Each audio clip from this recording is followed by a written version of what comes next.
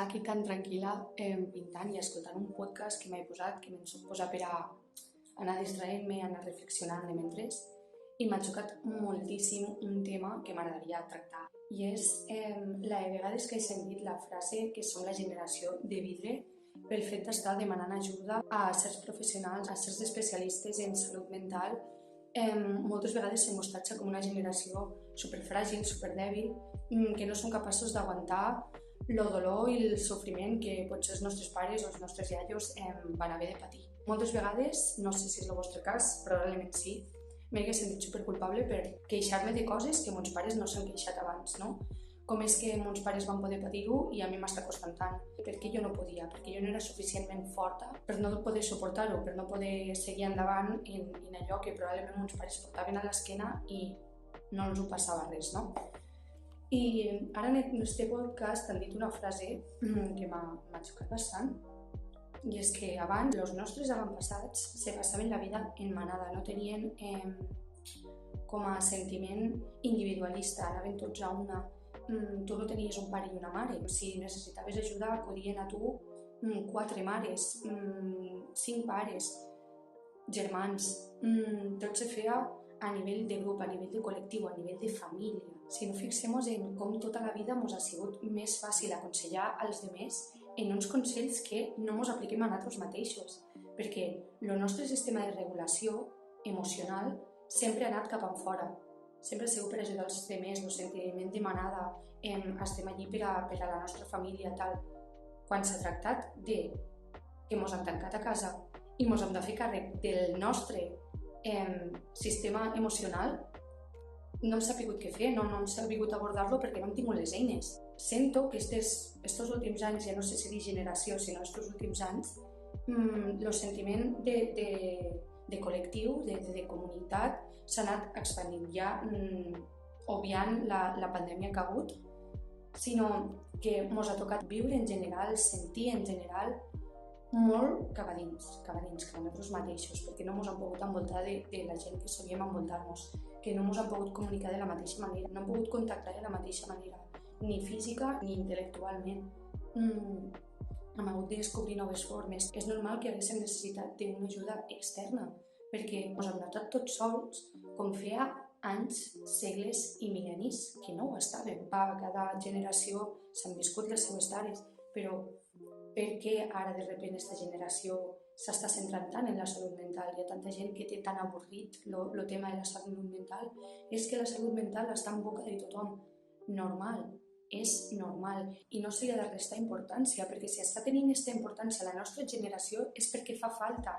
És el que farà que nosaltres evolucionéssim. Si cap enfora no hem pogut créixer perquè la manera d'afrontar els nostres sentiments, les nostres emocions ha entrat en fallida, que hem hagut d'entrar cap endins per entendre-nos primer a nosaltres, per a tindre este coixí de, vale, no tens el recolzament ni el coixí extern, te l'has de construir tu, doncs llavors és necessària aquesta connexió i este autoconeixement. Per a molts no serà important i també és vàlid, hi ha gent que potser no necessita d'aquest coixí i en el que ja porta de manual li és suficient, però hi ha aquells que sí que el necessitem, que sí que l'hem necessitat. L'últim que hem de fer ha de ser viure la culpa de no haver pogut suportar tot allò que ens havien dit que podríem tots sols, perquè no estàvem preparats per això, no hem estat educats per això. Sí, ja des de tant de temps, l'instint de supervivència era tan diferent al que és ara. Abans hi havia unes amenaces, ara n'hi ha unes altres, que en aquest cas requereixen de la nostra consciència, del nostre estar presents i estar conscients del que està passant. Moltes vegades haurem sentit dir que el que ens diferencia dels animals és la nostra intel·ligència. Però de què ens serveix aquesta intel·ligència si no som capaços de tenir certa intel·ligència emocional? I també el que crec és que el que ens fa especials és la nostra capacitat de tindre una relació en nosaltres mateixos, ser-ne conscient i poder arribar a ser un conegut per a nosaltres mateixos, per a tindre-nos en compte, inclús un amic per a tindre en compte. Perquè si la nostra intel·ligència ara no estava preparada per a viure cap endins, és evident que la situació s'ha plantejat i s'ha presentat per a que evolucionéssim en aquest sentit. Llavors, quin sentit tindria seguir-ho ignorant, tenir davant, ho tenim davant i tot el que se ens presenta davant me l'està fent d'espillet per adonar-nos del que hi ha a treballar dins nostre, començant per un mateix. Per què ens resulta tan difícil assentar-nos i quedar-nos en silenci? I és obvi que ens fa temor poder-nos quedar en tot allò que ens va dins que encara no coneixem. En el moment que tu decideixes que necessites ajuda, t'estàs plantejant que se pot fer alguna cosa. I en el moment en què te n'adones que se pot fer alguna cosa, on hi havia foscor, on no hi havia alternativa, de sobte passa a haver opcions i a haver alternatives i a haver interès pel canvi. I per haver canvi, per haver evolució, s'ha de sortir d'aquesta zona de confort, s'ha de sortir d'allò que ja coneixem i que probablement, si estem on estem, és perquè no ens ha servit. Ens ha servit per adonar-nos. És ser conscient que per a fer el canvi s'ha de prendre forma i la forma se pren des de zero.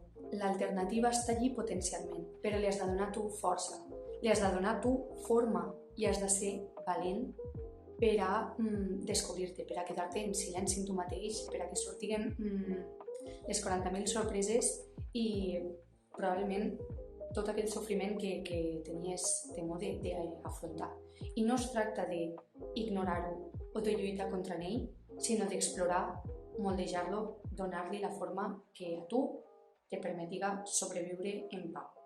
Que no estic dient per a res que l'important sigui aïllar-se i fer per un mateix i prou.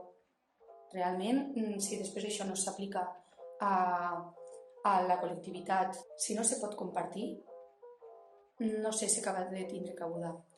M'ha paregut superimportant el missatge i sé que en aquest cas el podcast dura quasi una hora i probablement no tothom tindrà aquesta hora per a escoltar-se'l. De totes maneres, ho deixaré a la descripció per si vos apetigués indagar en el tema. Ho expliquen superbé, de manera superpropera. Però m'he decidit a fer aquest breu vídeo per a que almenys pugui arribar a 2 o 3 persones que sí que tinguen estos 5 minuts per a escoltar-me. Espero que vos hagi fet reflexionar un mínim i en cas de tindre alguna idea més, per favor, feu-me-la arribar als comentaris perquè m'encanta llegir sobre els temes i també no quedar-me només en el meu punt de vista perquè, òbviament, no és la veritat universal, sinó el que a mi m'ha xocat i m'ha ressonat i, per tant, a mi me funciona creure-hi, però estic superoberta a escoltar altres opcions, altres percepcions i altres punts de vista, així que endavant. Un beset i gràcies per escoltar.